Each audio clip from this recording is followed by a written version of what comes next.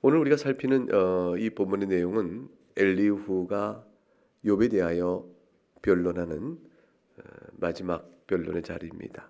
순서상으로는 네 번째가 되어지죠.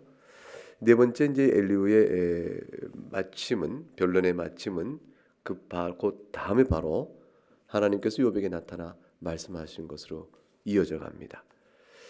그런 가운데 이제 우리는 엘리후가 욥에게 한 말이 결국은 결론적으로 네 번째 변론에서 어떻게 말하는가를 살피는가 동시에 이 엘리후는 앞에 나왔던 욥의 세 친구들과 어떤 점이 서로 다른가? 그래서 그는 욥에게 한 말이 무엇인가를 또 어떠한 상황 속에 말하는 것인가를 좀 더 정확히 이해할 수 있게 되어줄 것입니다. 우선 36장부터 살펴볼 때 욥의 큰 내용은 1절부터 4절은 2절에 내가 잠깐 용납하라. 나를 잠깐 용납하라. 여전히 이제 엘리후는 욥에 대하여 거친 감정으로 반박하지 않고 욥에게 계속 예의를 갖춰 얘기합니다. 근데 흥미로운 것은 욥이 엘리후가 네 번째 변론 오는 데까지 한 변론 끝날 때마다 욥이 반론을 핀 것이 없죠. 친구들의 얘기는 끝나면 바로 욥이 반론을 피고 친구들의 경우는 욥이 말이 끝나면 바로 반론 폈는데 엘리후가 지금까지 이어오는 동안에 네와 한번 첫 번째, 두 번째, 세 번째 매듭 그 지어지는 상황 속에서 욥이 즉각적으로 반론을 피지 않습니다. 욥은 계속 듣고 있는 거예요. 엘리후의 말을. 그러니까 엘리후의 말을 들을 때 욥이 친구들의 말을 듣는 것과는 좀 다른 어떤 태도가 있었다는 걸 금방 알 수 있습니다. 이제 엘리후가 욥의 세 친구와 차별되는 점이 분명히 뭔가 있다는 사실을 형식적으로 이미 우리가 문장 구성의 형식 속에서 뭔가를 감지할 수 있습니다. 따라서 엘리후는 욥과의 대화 속에서 욥으로부터 자신이 한 말에 대한 반박을 받고 있지 않은 상황 속에서 본인이 할 말을 쭉 풀어가고 있기 때문에 엘리후는 감정적으로 크게 격동될 그런 상황은 아닌 것이죠. 친구들의 경우는 어땠습니까? 첫째 라운드, 두 번째 라운드, 세 번째 라운드 갈수록 점점점 감정이 격앙되어지고 거칠어지고 표현이 아주 심해진 걸 볼 수 있는데 엘리후는 지금 36장 마지막에 가서도 잠깐 나를 용납하라. 그리고 내가 그대에게 보이리니 내가 하나님을 위하여 아직도 할 말이 있다. 이렇게 얘기를 합니다. 그러니까 엘리후는 여전히 여유가 좀 있어요. 근데 엘리후는 자신이 하는 말이 2절에 보니까 하나님을 위하여 아직도 할 말이 있다 라고 되어 있으니까 엘리후는 굉장히 지금 하나님 편에서 욥에게 뭔가를 말하는 그런 대변자적인 입장 같이 얘기를 합니다. 이게 엘리후의 자신감이면서 조금 이것이 잘못되어가면 교만이 될 수 있습니다. 엘리후는 이 줄타기 안에서 욥과 대화를 이어져 갑니다. 자신이 이제 3절에 보니까 엘리후가 내가 욥에게 많은 말은 먼 데서 지식을 얻었다 이렇게 됐어요. 그러니까 먼 데라는 것은 공간적으로도 멀지만 또 시간적으로도 멀 수 있는 것이죠. 그러니까 동서고금 예로부터 있던 것이나 또 멀리 있는 어떤 거든지 나는 지식을 다 갖추어서 내가 당신에게 말하니 들으시오라고 말합니다. 이게 엘리후가 자신이 말하는 근거, 욥이 경청에 들어야 될 이유를 제시하죠. 그리고 말하기를 나를 지으신 이에게 의를 돌려보내리라 이렇게 말합니다. 그러니까 지금 엘리후가 발언하겠다는 그 목적이 뭔지를 이렇게 말해줍니다. 내가 동서고금의 모든 지식을 가지고 당신에게 하나님을 위하여 말할 터인데 하나님을 위하여 말하는 내용이 뭐냐면 하나님이 의롭다는 걸 말하고자 한다. 그것이 이제 3절에 나와 있는 내용이에요. 이게 자신이 지금부터 말할 진술의 목적을 설명합니다. 그러나서 진실로 내 말은 거짓이 아니니 온전한 지식을 가진 이가 그대와 함께 있느니라.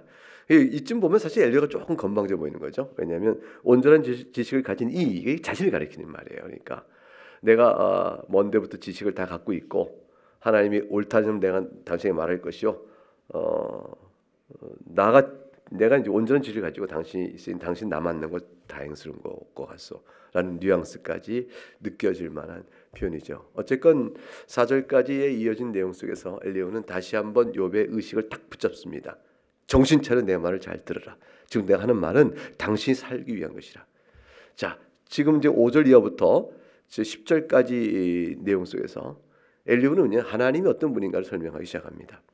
하나님은 5절부터 7절 속에서 하나님은 능하시다 그랬습니다. 그리고 지혜가 무궁하시다라고 되어 있습니다. 그리고 하나님은 아무도 멸시하지 않으신다라고 되어 있습니다.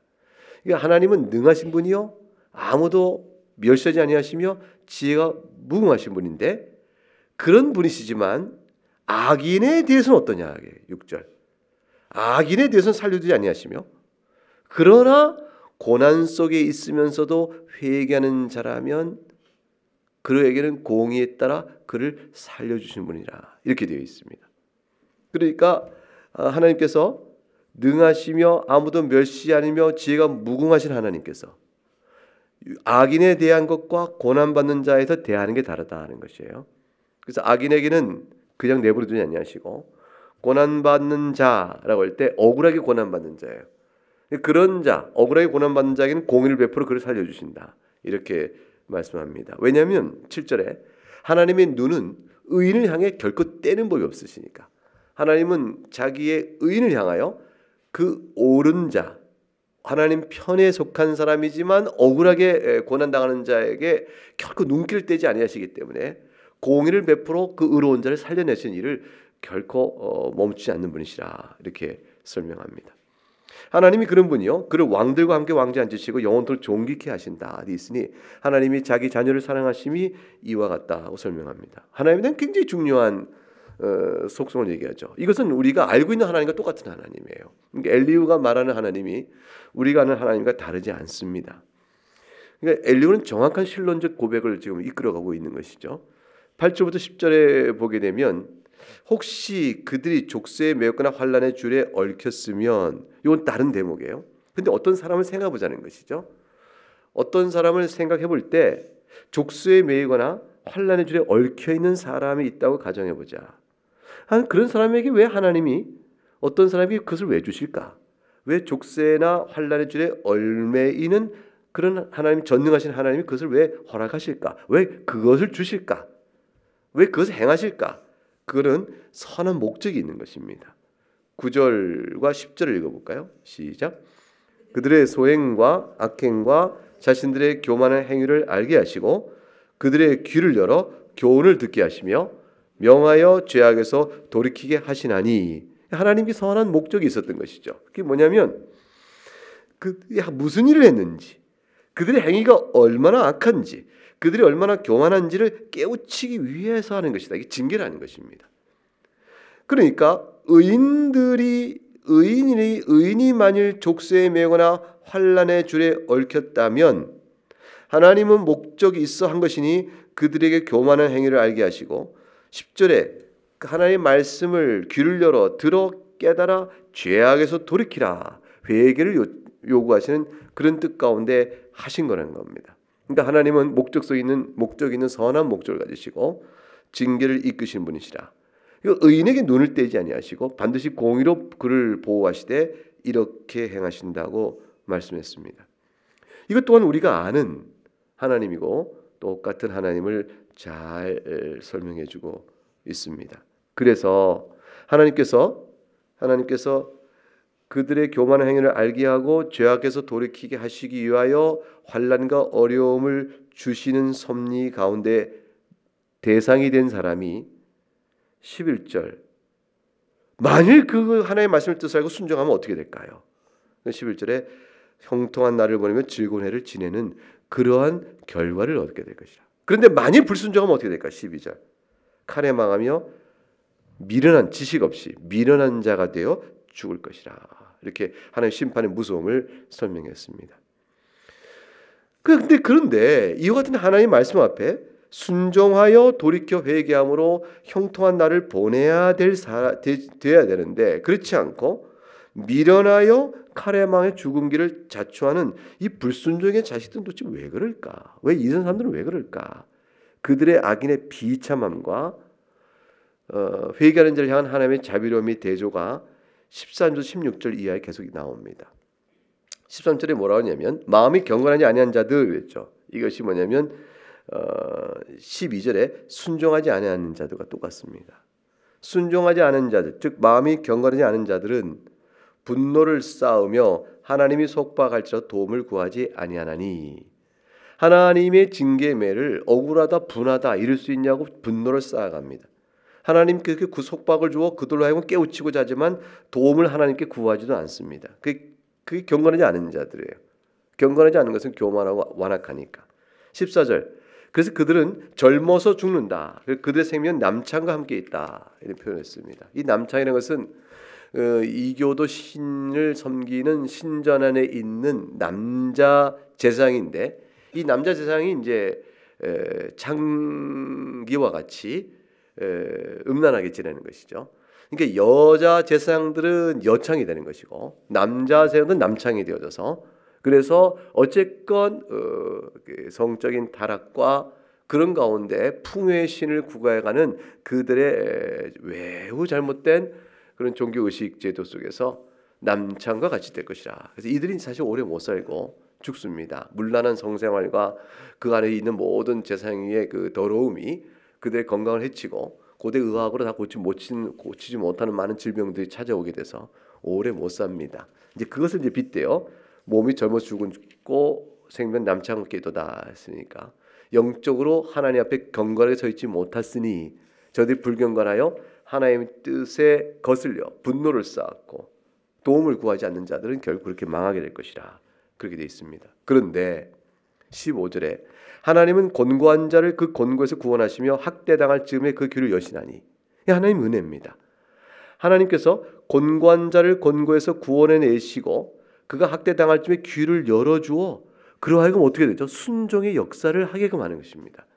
순종의 역사를 이루시도록 이끌어 가시니 하나님이 그들을 환난에서 이끌어내어 넉넉한 곳으로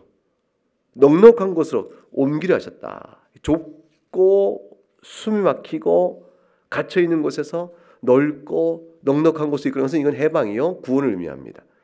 그렇게 가셨으니 무릇 그 대상이 기름진 것이 노일이라 이렇게 말씀함으로 하나님께서 얼떠한 긍휼과 자비를 회개하는 자에게 베푸시는가를 설명해 나갑니다. 이렇게 이제 실론적인 지식을 5절부터 16절까지 풀었습니다. 하나님이 5절에 능하시고 아무도 멸시하지 않으시고 지혜가 무궁하신데 그런 하나님이 악인과 의인에 대하여 경건한 자와 불경건한 자에 대하여 회개하는 자와 회개치 않는 자에 대하여 하나님이 어떻게 대하시는 분이신가? 그런 분이 능하신 분이 그 지혜가 무궁하신 분이 이런 자들 어떻게 대하시는가? 그럼 우리는 하나님 앞에 사는 자로 어떻게 살아야겠느냐? 이 당연한 제 적용이 나오는데 이제 17절에 욥에게 말하는 겁니다. 욥, 그러니 자 이런 하나님이 이러실진데 자네 어떻게 해야 되겠는가? 어떻게 해야겠는가 욥? 그게 17절부터 21절에서 나오는 권면입니다. 욥이요. 그대는 악인이 17절 악인이 받을 벌이 그대에게 가득하였고 심판과 정의가 그대를 잡았나니 자네가 지금 욥이요. 욥이 지금 받고 있는 벌이 악인이 받을 벌과 다르지 않지 않은가? 당신이 받고 있는 것이 심판과 정의가 그들을 그냥 확 잡고 있는데 이럴 경우에 어떻게 해야 되겠는가? 불경건한 자여 불순종한 자처럼 해야겠는가? 그 상황 속에서 순종한 자처럼 해야겠는가? 18절 그들은 분노하지 않도록 조심하며 그랬어요. 이게 하나님의 징계와 벌이 그대를 분노를 일으켜서 그대가 그 자신의 분노로 인하여 하나님의 돌이켜 회개하게 하기 위한 하나님의 뜻을 저버리는 일이 없도록 하라 이 뜻이에요. 분노하지 않도록 조심하라는 말은 분노가 일어난단 말이에요. 그러니까 자신이 이제 억울하다 생각하면 분노가 일어나는 것이죠. 하나님께서 주신 게 마땅하다 싶으면 겸비한 태도가 이르지 않겠습니까? 그러니까 자신을 스스로 의롭다는 자는 하나님의 징계매가 분노가 되는 것이고 자신이 악하다라고 하는 자는 하나님의 징계매가 자신을 겸비케 되어지거든요. 그러니까 여기서 말하는 그대는 분노하지 않도록 조심해라 하는 말은 뭐냐면 자네가 자네의 마음을 하나님의 하나님의 매를 잘못 이해하여 악한 마음으로 분을 내지 않도록 조심하라 하는 뜻이 돼요. 많은 뇌물이 그들을 그릇된 길로 가게 할까 조심하라. 이건 사실 번역이 소수자의 번역이에요. 이 번역은 대개의 주요 번역은 뭐냐면 많은 뇌물이 아니고 요 내용은 많은 돈을 가리키는데 이 많은 돈이 뇌물을 받아먹는 즐거움에 빠져서 곁길로 가지 않도록 하는 뜻이 아니고 많은 돈이 필요하게 되어지는 악한 일을 하지 말라 이런 뜻이에요. 많은 돈이 필요하게 되는 악한 일은 뭐냐면 어떤 일을 범한 다음에 그 죄값을 치르려면 많은 돈이 있어야 한다. 죄값이 너무너무 크다는 것이죠. 죄값이 너무 크게 되는 일을 하지 말라. 그러니까 자네의 죄값을 속죄할 값이 너무 큰 일을 하지 말라. 이 말은 쉽게 얘기가 뭐가 됩니까? 너무 죄값이 커서 갚을 길도 없는 그런 죄를 범하지 않도록 주의하라. 그 말이에요, 이게. 그래서 이 대리 속죄, 자신의 너의 죄를 속할 수 있는 그런 속전의 값을 치를 수도 없을 만큼 큰 죄를 범하지 않도록 조심하라. 이제 이게 18절의 말입니다. 19절.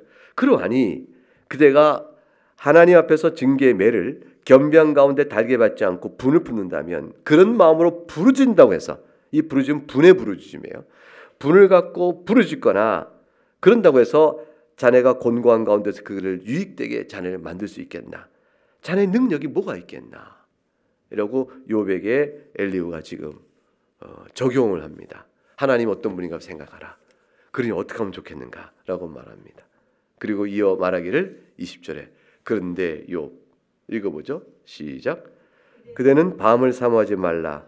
인생들이 밤에 그들이 있는 곳에서 끌려가리라. 무슨 말이에요? 근데 욥 어찌하여 밤을 사모하는가? 이게 무슨 말일까요? 빛을 사모하면 뭡니까? 하나님께 나오는 것이고 밤을 사모하면 뭐예요? 어둠의 길이요 하나님을 떠나가는 거죠. 그러니까 악을 사랑하는 마음이에요. 그래서 어찌하여 욥 악한 인생의 길처럼 불경건한 자의 길을 따라가려 하는가?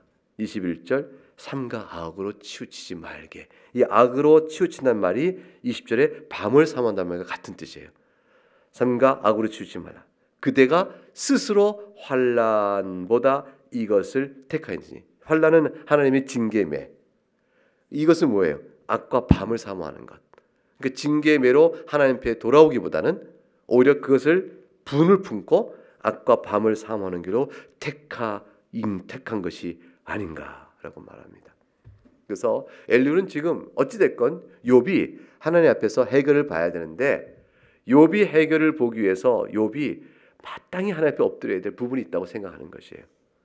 그 부분이 있다는 것을 설명하려고 욥이 한 말 하나하나를 잘 들으면서 메모해놨다가 그걸 제시하고 있어요. 난 맨 나중에 이제 살펴볼 건데 이게 엘리후는 제일 늦게 말하는 사람답게 실수가 적어요. 그러니까 친구들과 얘기하는 내용을 가만히 들으면서 친구들과 논박하는 건데 욥이 한 말 가운데 욥을 설명했던 몇 가지 구절을 잘 메모해놨다가 그 메모를 근거로 욥 자네가 한 말이 이게 말이 맞지? 그렇다면 이게 어떻게 되겠는가? 당시 한 말이 이게 맞지 않소? 그래서 어떻게 되는 겁니까? 물론 엘리후는 이제 연소자니까 욥에게 자네 하긴 그렇겠죠. 그러니까 욥이요 당시 한 말이 이게 맞지 않습니까? 그렇다면 어떻게 됩니까? 이 말이 맞죠? 이렇게 따져나가요. 그래서 아주 조곤조곤 아주 체계적으로 구체적인 증거를 갖고 따져가게 되어지죠. 그러면서 그런 것들을 근거로 엘리후는 욥이 변해야 한다고 생각합니다. 22절부터 26절까지 두 번째 하나님 어떤 분인가를 다시 설명합니다. 22절 하나님은 그의 권능으로 높이 계시나니 누가 그같이 교훈을 베풀겠느냐. 23절 누가 그를 위하여 그의 길을 정하였느냐. 누가 말하기를 주께서 불의를 행하셨나이다 할 수 있으랴. 22절 23절에 나와 있는 하나님에 대한 이해 엘리후의 설명은 무엇이 되어집니까? 하나님은 22절 권능의 하나님이시다. 우리가 비교할 분이 아니시다. 그러니 그분이 하신 교훈은 그 탁월성이 얼마나 뛰어나겠느냐. 그러므로 하나님의 권능자요 지혜자로 교훈을 베푸신 분이라면 누가 그 하나님 앞에서 당신은 잘못된 판단한 것이요 잘못된 행위를 한 것입니다라고 불의를 말할 사람이 있겠느냐. 다시 한번 하나님이 높은 권능의 하나님이요 지혜의 하나님을 생각하라. 그래서 22절 23절은 하나님에 대한 기억을 다시 한번 엘리후가 다음 말을 하기 위해서 상기시키고 있는데, 이 상기시키는 것은 36장 5절의 말씀과 똑같은 거예요. 35절에 뭐라고 되어 있죠? 하나님은 능하시다. 그의 지혜가 무궁하시다. 이제 그거를 상기시켜서 쭉 내려온 것처럼 22절은 하나님은 권능으로 높이 계신다. 능하신다는 얘기예요. 그 다음에 누가 그같이 교훈을 풀겠느냐? 지혜로우시다는 얘기예요. 그러니까 권능은 위치만 높을 뿐 아니라 행하실 수 있는 능력이 크신 사실을 같이 암시하기 때문에 그렇게 말할 수 있습니다. 그러므로 이제 23절 한나를 따집니다. 인생이 하나님 앞에서 의와 불의를 판단할 수 있느냐? 하나님 너무하셨어요. 이런 말 할 수 있겠느냐? 하나님 그것은 아니죠. 이렇게 할 수 있겠느냐? 하나님 어떻게 지혜롭지 못하게 이렇게 하십니까? 그건 아닌 것 같아요. 이런 말을 사람이 어떻게 할 수 있겠느냐? 인생은 인생일 뿐이라. 24절부터 26절까지 같이 읽어보겠습니다. 시작. 그때는 하나님께서 하신 일을 기억하고 높이라. 잊지 말지니라. 인생이 그의 일을 찬송하였느니라. 그의 일을 모든 사람이 우러러 보나니 먼 데서도 보느니라. 하나님은 높으시니 우리가 그를 알 수 없고 그의 햇수를 헤아릴 수 없느니라. 그러니까 결국 뭐예요? 인생은 하나님의 영광을 찬송할 따름이요. 그 찬송의 이유를 묻지 말고 불문곡직하고 오직 하나님을 찬송할 그런 존재에 불과하다. 그것이 인생이 지극히 행복한 일이요. 그것이 인생의 살 길이라고 말하는 것이죠. 기억하라, 높이라, 잊지 말지어다, 찬송하라. 그거 외에는 우리가 할 일이 없느니라. 26절 하나님의 햇수를 헤아릴 수나 있겠느냐. 그러고 나서 여기 이제 실로를 이제 하나님의 어떤 분인가를 상기시키고 우리의 마땅한 태도를 말한 다음에 36장 27절부터 37장 13절 긴 절이 하나님의 높으신 권능과 우리가 사는 이 자연 만물을 다스리는 하나님의 권능의 손길에 대한 예를 실제로 쭉 제시하신 거예요. 그게 뭐냐면 27절 물방울을 가늘게 하시며 빗방울이 증발의 안개가 되게 하시도다. 구름 위에서 내려 많은 사람이 쏟아지고 격구에 쌓인 구름과 장막의 우레소를 누가 능히 깨달을 수 있겠느냐. 보라 그의 번갯불을 사면에 펼치시고 바다 밑까지 비치시고 만민을 이런 것들을 심판하시며 음식을 풍성해 주시나니 그가 번갯불을 손바닥에 넣으시고 그가 번갯불을 명령하사 관역을 치시더라. 그의 우레가 다가오는 풍우를 알려주니 가축들도 그 다음을 아느니라. 계속 자연에 통치하신 하나님의 주권적 권능을 설명합니다. 37장 1절부터 13절까지 우리 한 절씩 나눠서 읽어보겠습니다. 이로 말미암아 내 마음이 떨며 그 자리에서 흔들렸도다. 하나님의 음성 곧 그의 입에서 나오는 소리를 똑똑히 들으라. 그 소리를 천하에 펼치시며 번갯불을 땅끝까지 이르게 하시고 그 후에 음성을 발하시며 그의 위엄찬 소리로 천둥을 치시며 그 음성이 들릴 때 번개를 멈추게 아니하시느니라. 하나님은 놀라운 음성을 내시며 우리가 헤아릴 수 없는 큰 일을 행하시느니라. 눈을 명하여 땅에 내리라 하시며 적은 비와 큰 비도 내리게 명하시느니라. 그가 모든 사람의 손에 표를 주시어 모든 사람이 그가 지으신 것을 알게 하려 하심이라. 그러나 짐승들은 땅속에 들어가 그 초소에 머무느니라. 폭풍우는 그 밀실에서 나오고 추위는 북풍을 타고 오느니라. 하나님의 입김이 얼음을 얼게 하고 물의 너비를 줄어들게 하느니라. 또한 그는 구름에 습기를 신으시고 그의 번개로 구름을 흩어지게 하시느니라. 그는 감싸고 도시며 그들의 할 일을 조종하시느니라.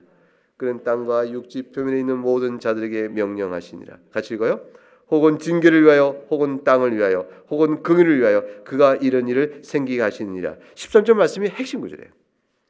단순한 하나님이 행하신 자연의 권능을 쭉 나누는 것이 아니라 이 모든 사실을 관찰하고 목도하며 하나님의 권능을 우리가 볼진데 왜 하나님이 이런 일을 하실까? 목적성 있는 일. 그리고 우리가 섭리라고 그래요. 이런 일을 하실 때는 13절에 징계를 위하여 하기도 하시고 땅 자체 자연을 잘 질서 있게 하시려고도 하시게 하고 긍휼을 베풀려고도 하기도 하시고 이런 일을 생기게 하는 데는 하나님의 여러 가지 목적이 있느니라. 이게 하나님의 권능과 다스리는 통치를 얘기하며 하나님의 목적을 이렇게 얘기합니다. 엘리후가 굉장히 통찰이 깊은 사람인 거죠. 그러니까 이런 일들을 이제 우리가 왜 비가 오는지 나는 알아. 자연 법칙상 뭐 이런 거야. 이걸로 해서 이렇게 아느냐 했더니 나 안다. 이렇게 까불대면서 이렇게 나올 대답이 아니에요. 욥기 이 글의 무게가 이게 엘리후의 마음은 굉장히 장엄한 거예요. 하나님 앞에서 인생이 얼마나 작고 작냐. 이 자연의 오묘한 이 질서의 조화도 우리가 다 알지 못하거늘. 그래 그 조화 속에서 하나님이 운행해 가시는 손길에는 목적이 있는데 그 목적은 여러 가지 뜻이 있어서 징계도 베푸시고 긍휼도 베푸시고 땅을 위하여 하기도 하시니 땅 속에 있는 모든 짐승들을 위하여도 하게 하시고 인간은 악하나 더불어 사는 짐승들을 위하여 때론 비도 내리기도 하시는 것이죠. 악인이 있는 곳이지만 등등 하나님의 이 섭리의 목적을 누가 알겠느냐. 그러니 이것을 설명한 다음에 이제 14절에 엘리후가 욥에게 뭐라고 말씀하겠어요? 욥이여 이것을 듣고 가만히 서서 하나님의 오묘한 일을 깨달으라. 도대체 무엇을 배우겠는가? 결국 인간이란 하나님을 도무지 알 수 없구나. 이해할 수 없는 불가해한 인간으로는 불가해한 하나님이 우리에게 다가오지 않는가. 15절 이하의 내용이죠. 하나님이 이런 것들에게 명령하셔서 그 구름의 번개를 번쩍거리게 하신 것을 그대가 알겠느냐. 그들은 겹겹이 쌓인 구름과 완전한 지식의 경이로움을 네가 알겠느냐. 땅이 고요할 때 안풍으로 말미암아 그대의 의복이 따뜻한 까닭을 그대가 알겠느냐라고 말합니다. 그러므로 이와 같이 하나님이 하시는 오묘한 일을 가만히 본다면 이런 일 중에 네가 하나님께 도와줘 하나님의 도움을 보태어 너의 손을 보태어 이 일을 하게 하는 것이 있느냐? 그게 이제 18절의 말씀이에요. 읽어보죠. 시작. 그들은 그들을 도와 구름장들을 두들겨 넓게 만들어 녹여 부어 만든 거울같이 단단하게 할 수 있겠느냐. 그들은 그를 도와. 이게 하나님을 도와요. 네가 하나님 하신 일에 어떤 도움을 네가 보탤 수 있겠느냐. 이게 무슨 말이냐면 너는 아무것도 아니라 그 말이에요. 우리는 피조물이다. 창조주 하신 일에 피조물인 우리 주제에 뭐 하나 하나님의 창조 손길에 도움을 줄 일이 있겠느냐. 계속 뭘 환기시키냐면 엘리후는 이제 마지막에 욥은 인간이 뭔가를 생각하라. 욥의 모든 잘못을 판단해가고 하나님과의 관계 속에서 욥을 돌이킴에 있어서 욥 자신에게 엘리후가 일깨우고자 하는 것은 뭐냐면 사람이 하나님 앞에 무엇인고 인간이란 도대체 무엇이냐. 이 자체를 계속 일깨우는 데 초점이 맞춰지고 있음을 알 수 있어요. 자, 19절 말씀을 읽어볼까요? 우리가 그에게 할 말을 그대는 우리에게 가르치라. 우리는 아둔하여 아뢰지 못하겠노라. 이거 굉장히 이거 풍자인데요. 욥 그대는 하나님께 뭔가를 말하겠는가? 우리는 하나님께 할 말을 찾지 못한다. 이 말은 뭐냐면 우리가 감히 하나님께 뭔가를 말할 지식도 없고 지혜도 없고 그럴 존재도 아니라는 걸 우리는 알므로 감히 하나님께 무엇인가를 말을 늘어놓을 수가 없도다. 근데 욥 당신은 하나님께 뭔가 말하겠다니 그 말이 뭔지 우리에게 좀 가르쳐보라. 우리는 아둔하여 자네 욥처럼 지혜롭지 못하여 도무지 아뢰 말을 못하겠노라. 이 말은 풍자예요. 욥이 뭔가를 말하겠다고 나서는 것 자체가 누가 아둔하다? 당신이 아둔하다. 이 말이 되어집니다. 역설이에요. 그래서 지금 그렇게 말합니다. 우리는 아둔하여 다른 말을 하나님께 감히 아뢰 말 찾지도 못하겠는데 욥 당신은 무슨 할 말이 있다고 하나님께 말하는가? 그 말이 있다면 나에게 알려다오. 우리는 우둔하여 찾지 못하겠노라. 말하자면 할 말이 있다고 말하는 그대가 우둔한 자가 아닌가.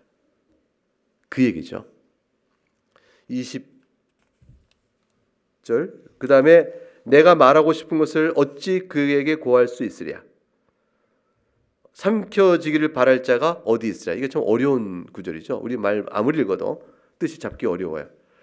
이게 말하고 싶은 것을 어찌 그에게 고할 수 있으라는 말은 뭐냐면 사람의 좁은 소견과 미련함을 따라서는 뭔가 말하고 싶은 게 하나님께 대하여 있다고 할런지 모르지만 그런 말조차도 우리는 하나님께 고할 수가 없는 존재다. 그 말이에요. 그래서 내가 말하고 싶으면 어찌 그에게 고할 수 있으랴. 우리는 말하고 싶은 게 있다 할지라도 하나님께 말할 수 없는 존재라. 그래서 말할 수가 없지 않은가. 왜냐하면 하나님은 실로 높으신 분이요, 실로 지혜로운 분이요, 실로 크신 분이기 때문에 우리가 좁은 소견에 뭔가 하나님께 할 말이 있다고 하여 말할 수가 없다네.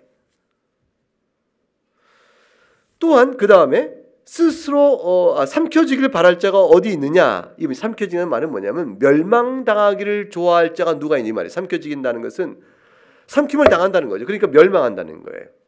그러니까 멸망당하기를 바랄 자가 없을진데 하나님께 자신이 하고 싶은 말이 있다고 말을 늘어놓을 사람이 누가 있겠냐 이 말이에요. 말을 가려해라 그 말이에요. 말을 가려해라. 그게 20절의 말씀입니다. 합쳐 전체에 요약하면 우리처럼 속이 좁고 피조물에 불과한 우리가 하나님께 대해 뭔가 할 말이 있다고 하여 말할 수가 있겠는가? 우리는 그것을 말할 수가 없네. 그걸 말이라고 하나님 앞에 내려놓으면 멸망당할 자밖에 더 되겠는가? 그러니 누가 멸망당하기를 좋아하겠는가? 그러니 멸망당하기를 원할 자가 없을진데 누가 하나님께 말하겠는가? 욥 그대는 어찌하여 하나님께 말하는가? 그거예요. 그러니까 엘리후는 지엄하고 존엄하신 하나님 앞에서 인간이 뭔가에 대한 가장 중요한 위치, 어쩌면 이게 신앙의 가장 핵심적인 부분, 가장 하나님 앞에서 피조물을 산다는 것이 뭔가를 말해주는 가장 본질적 부분을 바로 여기에서 딱 짚고 넘어갑니다. 이게 엘리후가 정말 욥의 세 친구보다 다른 점이에요. 엘리후가 욥에 대해 계속 말하는데 그래서 평행성을 이루어요. 욥이 이렇다고 말하는 판단 속에서 욥의 친구들도 욥이 이렇다고 말합니다. 욥은 죄인이라고 말합니다. 엘리후도 욥이 죄인이라고 말을 해요. 그런데 욥의 세 친구와 엘리후의 차이는 뭔가 좀 다른 점이 있어요. 이런 부분도 그런 부분들입니다. 21절부터 23절에 가게 되면 바람이 불어 하늘이 말끔하게 되었을 때 그 밝은 빛을 아무도 볼 수 없느니라. 북쪽에서는 황금 같은 빛이 나오고 하나님께는 두려운 위엄이 있느니라. 다 무슨 말씀이죠? 하나님의 권능과 위엄이에요. 두려운 위엄입니다. 두려운 위엄이 하나님께는 있느니라. 21절부터 22절 그 앞절은 바람, 빛, 북쪽, 황금 이런 다 표현들은 하나님의 두려운 위엄을 설명하기 위한 관찰에 근거한 비유적 표현들이죠. 이런 하나님의 두려운 위엄 앞에서 우리가 생각할 것은 무엇이냐면 왕의 위엄도 무섭잖아요. 근데 23절 전능자를 우리가 찾을 수 없나니 사람의 지혜와 판단 바깥에 계세요. 하나님은. 근데 그분이 전능하신 분이에요. 그래서 얼마나 두렵고 위험 있는 분이겠어요. 그러니 23절 권능이 얼마나 크겠어요. 이게 엘리후가 지금 하나님을 설명하는 것은요, 탁월한 신론을 전개합니다. 그런 하나님이 정의나 무한 공의를 굽히지 아니하시지 않겠느냐. 하나님의 공의성을 천명합니다. 이게 무슨 말이냐면 하나님 스스로 불의할 수 없을 뿐더러 하나님이 절대로 초월자의 두려운 위엄을 가진 그분은 그분 자체가 법이에요. 그분 자체가 오르심이에요. 그분 자체가 거룩이에요. 그러니까 그분에 대하여 그분을 판단할 그분 외에 다른 어떤 존재가 없다는 얘기예요. 그게 하나님 하신 일은 다 오르신 일입니다. 그러므로 사람들은 24절 어떻게 해야 될까요? 24절 읽어봅니다. 시작. 그러므로 사람들은 그를 경외하고 그는 스스로 지혜롭다 하는 모든 자들 무시하시느니라. 스스로 지혜로운 분은 하나님 한 분이시거든요. 근데 하나님 앞에 스스로 지혜롭다고 말을 늘어놓은 자가 있다면 하나님 어떻게 돼요? 그를 무시해버리는 거예요. 경멸하고 멸시하고 심판하시죠. 그 잠잠하라. 하나님 앞에서 잠잠하라. 그게 잠언에 나와 있는 말, 전도서에 나와 있는 말이고 모든 교훈입니다. 사람은 오직 그를 경외하라. 이것이 신앙입니다. 여기까지 엘리후가 말을 마칩니다. 욥이 한마디도 안 하는 거예요. 반론이 안 나와 있어요. 욥이 엘리후의 말에 반론을 안 한 까닭은 도대체 무엇일까? 우선 이 엘리후도 욥의 친구들과 마찬가지로 욥이 죄인이라고 말했어요. 34장 가볼까요? 34장. 34장에 엘리후가 입을 열어 말을 합니다. 그죠? 32장부터 엘리후가 말을 하는데 계속 말하는 건 34장의 7절 가보면 뭐라고 되어 있죠? 34장 7절 시작. 어떤 사람이 욥과 같으랴? 욥이 비방하기를 물 마시다 하며 악한 일을 하는 자도 한패가 되어 악인없게 다니며 사람이 하나님을 기뻐하는 무익하다 하는구나. 이 말은 뭐냐면 엘리후의 판단이 뭐죠? 욥은 죄인이라 그 말이에요. 37절에 가도 마찬가지입니다. 37절. 그가 그의 죄에 반역을 더하며 우리가 오히려 손뼉을 치며 하나님을 거역하는 말을 많이 하는구나. 그래서 역시 죄인입니다. 35장 16절에 가도 욥이 헛되이 입을 열어 지식 없는 말은 미련한 말, 미련한 말은 불경건이에요. 그런 말을 많이 하는구나. 그래서 엘리후는 지금 36장 37장에서 본 바와 같은 신론적 지식에 비추어 욥의 이 모든 태도는 다 뭐죠? 다 죄인한 사실을 지적합니다. 욥의 세 친구들도 욥이 다 죄인이라고 그랬어요. 근데 욥의 세 친구가 한 죄는 다 뭐냐면 네가 악을 행했다. 도덕적 악을 했다. 그러면 이게 다 뭐냐면 도덕적 악을 행했다는 것이었어요. 근데 엘리후가 말한 것은 하나님 앞에서 할 말이 아닌 말을 한다. 이거예요. 그러니까 엘리후는 욥의 죄악을 지적함에 있어서 죄인이라고 말할 때 판단의 근거가 뭐냐면 욥이 불의한 도덕적 악을 행하여 하나님이 심판한다는 세 친구들의 판단과는 달리 인간이 하나님 앞에서 어떤 관계 아래에 있어야 하느냐라는 지금 마지막에 살펴본 신론적 지식에 비추어 인간의 본분을 잃어버린 부분에 있어서 욥의 태도를 하나씩 지적하며 죄라 이렇게 말하고 있어요. 엘리후가 말한 죄라는 개념이 훨씬 친구들하고 차이가 나는 점들을 우리가 볼 수가 있죠. 그러니까 죄인이다라고 말하고 있지만 그렇게 말한 점이 좀 다릅니다. 더더구나 또 다른 점은 뭐냐면 친구들이 욥을 죄인이다 이렇게 말할 때하고 엘리후가 욥을 죄인이라고 이렇게 불경건하다 하나님 앞에서 헛된 말을 한다 이렇게 얘기할 때하고 차이가 뭐냐면 엘리후는 맨 나중에 얘기함으로 꼼꼼한 근거를 갖고 얘기해요. 친구들은 성급하게 얘기합니다. 이게 참 큰 차이인데 말은 먼저 하기보다 뒤에 하는 게 참 좋은 것 같습니다. 욥의 친구들은 무슨 말을 하든지 욥에게 어떤 반응이 나오냐면 욥이 이렇게 말하죠. 욥기 6장 28절 30절에 이렇게 나오는데 욥기 6장을 보세요. 욥기 6장 28절부터 28절 30절까지 세 절을 같이 읽어보겠습니다. 이제 원하건대 너희는 내게로 얼굴을 돌리라. 내가 너희를 대면하여 결코 거짓말하지 아니하리라. 너희는 돌이켜 행악자가 되지 말라. 아직도 나의 의가 건재하니 돌아오라. 내 혀에 어찌 불의한 것이 있으랴. 내 미각이 어찌 속임을 분간하지 못하랴. 이게 무슨 말이냐면 내가 너희들의 말대로 거짓말하거나 내가 불의한 말을 한 게 있으면 하나로 내놔봐라. 증거를 추궁하는 거예요. 그러니까 욥의 친구들이 욥에게 뭐 너는 죄인이니까 죄인이다 판단하면서 도덕적 악을 행했다. 하나님이 그렇게 악을 행한 자에게 이렇게 심판을 하시는데 이런 벌을 받고 있으니 네가 어찌 악을 안 했다 말하느냐. 이실직고하라. 그래서 결국 친구들은 이실직고하라.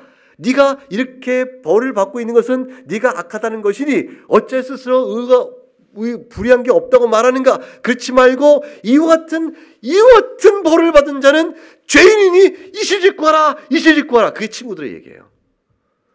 욥은 뭐라고 하냐면 내가 죄를 범해서 벌을 받다고 하는데 하나라도 증거를 내봐라. 그게 욥의 반론이었어요. 무엇 하나 있는가 말해봐라. 나는 너희들이 생각하는 것처럼 그런 사람이 아니야. 이렇게 말한 거였어요. 이 대화 속에서 욥은 하나님께 말하고 있는 것이죠. 저들이 말한 것처럼 내가 불의가 없으니 하나님 저에게 말씀해 주세요. 저들이 말하는 불의가 내게 없다는 것을 하나님 보여주시세요. 이게 이제 욥의 답답함이었어요. 욥의 세충은 결국 이실직고라고 밀어붙이고 있는 거니까요. 인과응보 때문에 네가 당하는 것이라고 말하니까 욥은 증거를 대라 증거대라는 것이죠. 근데 엘리후는 어떻게 말하냐면 33장 가보세요. 33장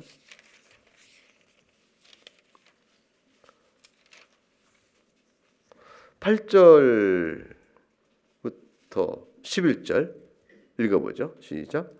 그들은 실로 내가 듣는 데서 말하였고 나는 그대의 말소를 들었느니라. 이르기를 나는 깨끗하여 악인이 아니며 순전하고 불의도 없거늘 참으로 하나님이 나에게서 잘못을 찾으시며 나를 자기의 원수로 여기사 내 발을 착고에 채우시고 나의 모든 길을 감시한다고 하였느니라. 뭐라고 했죠? 내가 듣는 데서 당신이 말했지 않은가? 그대의 말소를 내가 들었느니라. 그래서 지금 엘리후는 뭐가 있습니까? 욥에 대한 판단을 해가면서 있어서 근거가 있는 거죠. 말의 증언을 드린 거죠. 당신이 깨끗하고 했죠. 악인이 아니라고 그랬죠. 순전하다고 그랬죠. 불의도 없다고 했죠. 근데 하나님이 당신에게 잘못 찾는다고 그러셨죠. 당신을 하나님이 억울하게 원수로 여긴다고 그랬죠. 착골 채웠다고요. 당신의 길을 다 감찰하신다고요. 이 모든 일이 하나님 앞에서 인간이 할 말입니까? 이 근거를 들어 얘기하는 거예요. 그래서 이 12절에 뭐라고 했냐면 33, 12절에 내가 그대에게 대답하리라. 이 말에 그대가 의롭지 못하니 하나님은 사람보다 크시니라. 즉 엘리후가 지금 이 욥의 이 말을 근거로 뭐라고 말하고 있어요? 하나님 앞에서 인간이 할 말이 아니니라. 엘리후는 기준을 어디다 두고 있냐면 하나님과 인간 사이의 관계에 놓고 있어요. 친구들과 참 다른 점이 그거예요. 친구들은 다 뭐라고 말했냐면 네가 악인이니까 이렇게 된 거지. 이실직고해. 계속 그걸 밀어붙였는데 엘리후는 하나님과 너가 다르다. 하나님 앞에 이런 말을 하면 되겠어요? 이 얘기예요. 33장 13절을 가도 마찬가지죠. 13절 하나님께서 사람의 말에 대답하지 않으신다여 어찌 하나님과 논쟁하겠느냐 그랬어요. 이것도 하나님과 관계 앞에 인간이 이렇게 할 것이냐 이렇게 얘기하는 거죠. 엘리후가 계속 많은 초점이 이제 보이기 시작할 겁니다. 34장 5절과 6절을 볼까요? 5절과 6절 시작. 욥이 말하기를 내가 의로우나 하나님 내 의를 부인하셨고 내가 정당함에도 거짓말쟁이를 하였고 나는 허물이 없으나 화살로 상처 입었노라 하니 이게 다 뭐냐? 하나님과 관계 앞에 욥이 하나님을 비방한 말을 근거로 쓰고 있는 거죠. 당신이 이렇게 말했지 않소? 어떻게 인간이 하나님 앞에서 이렇게 말을 할 수 있단 말인가? 엘리후가 화난 이유가 드러나죠. 엘리후가 욥에 대하여 화를 낸 이유. 그리고 욥의 세 친구가 욥의 말을 듣고도 변변히 대답하지 못하여 내가 참지 못하여 말하겠다고 말한 욥의 친구들의 미련함. 엘리후가 저들이 제대로 말하지 못하고 있어서 지혜롭지 못하게 말하고 내가 말하겠노라 말한 엘리후의 관점과 초점이 뭔가 드러나죠. 이 점이에요. 이 점이에요. 35장 2절과 3절도 마찬가지입니다. 32절과 3절 읽어볼까요? 시작. 그대는 이것을 합당하게 여기느냐? 그대는 그대의 의가 하나님께로부터 왔다는 말이냐? 그대는 그것이 내게 무슨 소용이 있으며 범죄하지 않는 것이 내게 무슨 유익이 있겠냐고 묻지만은 즉 엘리후는 욥이 한 말을 그대로 듣고 당신은 말하기를 그걸 듣고 그 말을 가지고 하나님 앞에서 인간이 할 말인가를 드러내 욥의 회개, 욥의 돌이킴, 욥의 잘못이 어딘가를 지적해 냅니다. 참 엘리후가 그런 면에서 굉장히 탁월한 자라고 볼 수가 있습니다. 그러므로 욥은 엘리후의 관점 속에서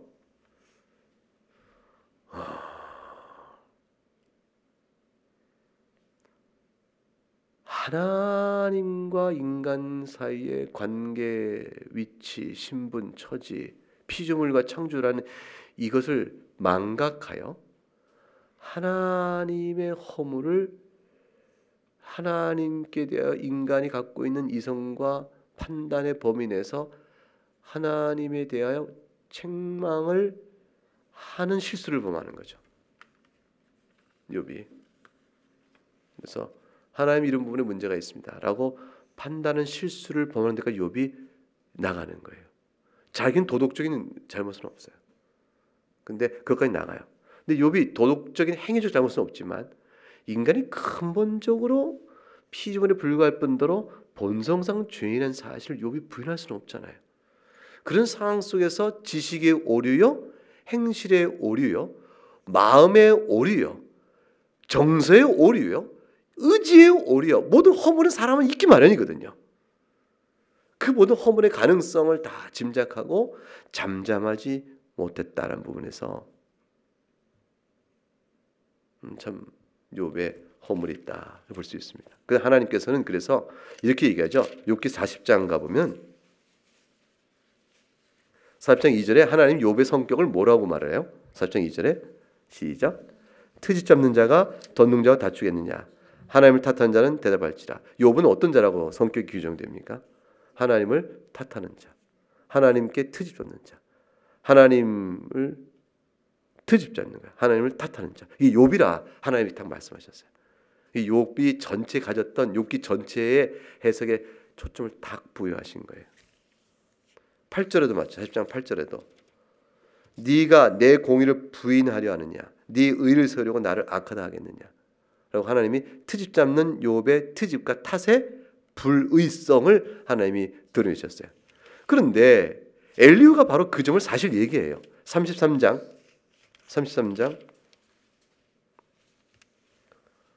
9절과 11절이 바로 그 말씀이죠. 나는 깨끗한 악인이 아니며 순전하고 불의도 없거늘 참으로 하나님이 나에게 잘못 찾으시며 하나님을 탓하는 거죠. 하나님을 트집 잡는 거죠. 엘리후가 한 말도 바로 그것입니다. 그래서 결론적으로 이제 이런 엘리후의 말을 듣고 욥은 하나님 앞에 나아갈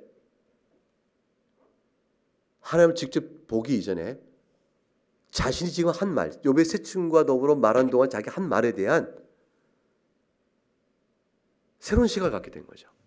엘리후의 말을 듣고 내가 지금 무슨 말을 했는가?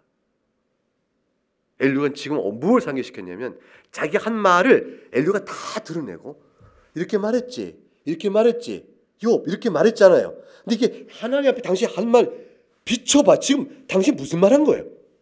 그때 욥이 친구들과 사이 속에서 격앙하여 인과응보요 권선징악이요 이 관계 속에서 억울하여 막 쏟아부었던 친구들 향한 격렬한 논쟁 속에 깜빡 잊었던 하나님 앞에 자신의 위치 모습.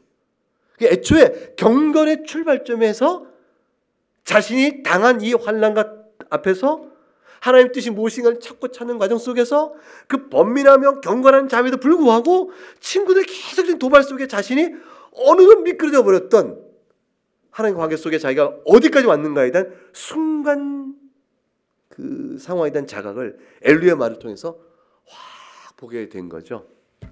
욥은 답변을 못한 겁니다. 그러니까 엘리후를 통해 하나님은 하나님 만날 준비를 시킨 거예요. 자, 이렇게 생각해 보세요. 우리가 하나님 말씀을 들어요. 우리 하나님 말씀 들으면 하나님 만나는 날을 준비하는 거잖아요. 사람의 말로 전하는 거죠. 성경에 기록된 말씀을 주어지니까 이 말씀을 듣고 우리가 미련한 많지만 깨달을 만큼 깨닫고 말씀을 받습니다. 그러나 이 말씀이 드디어 같은 말씀인데 하나님께서는 이 성경 말씀과 다른 말씀을 우리에게 주시겠어요? 아니시거든요. 훗날에 우리가 하나님 직접 뵐 때 그날 하나님께서 우리에게 들려주신 음성은 성경에 기록된 말씀이에요. 엘리후가 한 말과 뒤에 하나님이 등장하시는 말씀이 굉장히 일치점을 갖습니다.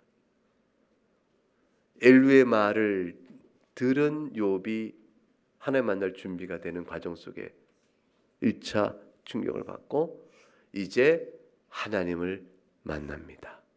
그리고 하나님께서 엘리후가 했던 말과 같은 논조와 같은 논리와 같은 흐름으로 하나님이 우르르 하고 말씀하실 때 욥은 그 자리에서 그 자리에서 회개하게 됩니다.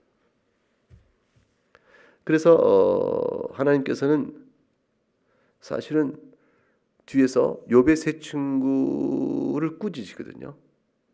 근데 엘리후에 대해서는 하나님이 꾸짖지 않으세요.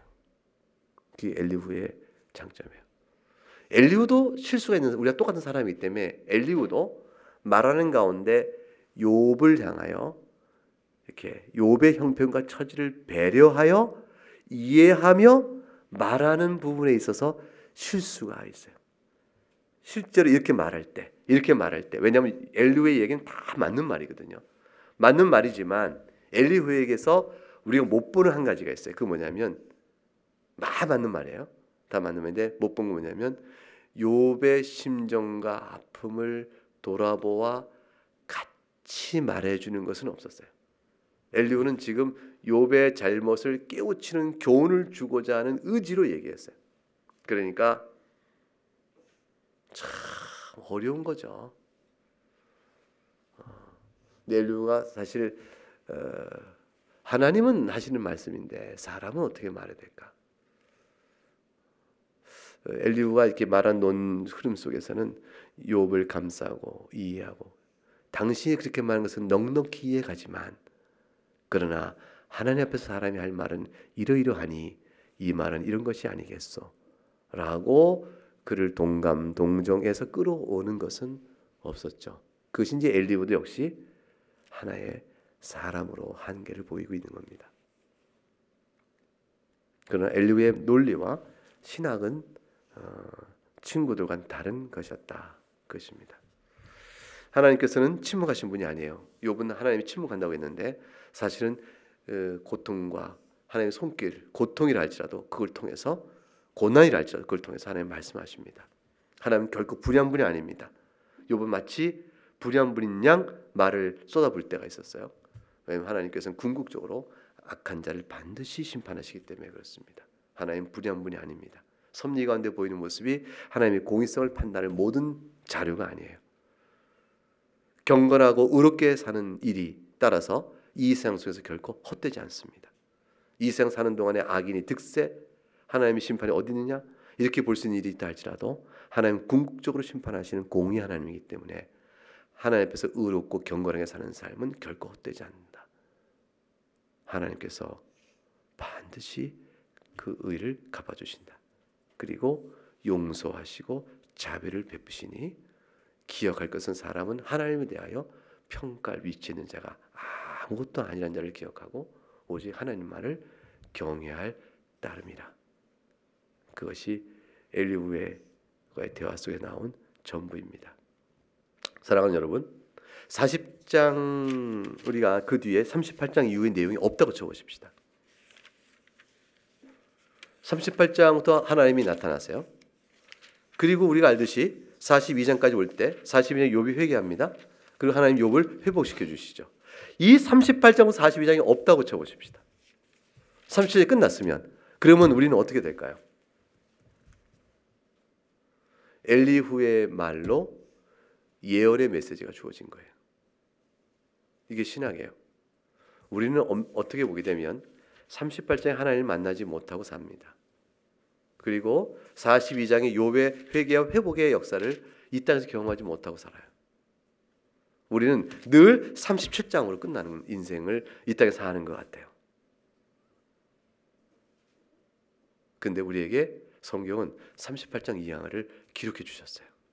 왜냐하면 믿음의 눈으로 38장 이하를 우리 인생 속에도 우리 믿음 속에도 있을 것임을 보라는 겁니다. 이 땅에서 37장까지 현실로 보더라도 38장 이후에 하나님이 나타나심과 회복시키는 종말의 큰 은총을 기록해 놨으니 믿음의 눈으로 우리 인생길에 역사하시는 하나님의 손길을 보라. 우리를 불쌍히 여기셔서 이후의 내용을 주신 겁니다. 이제 우리는 다음부터 38장 이제 이 일을 주의 말씀으로 살펴보게 될 것입니다. 네, 같이 기도하도록 하겠습니다.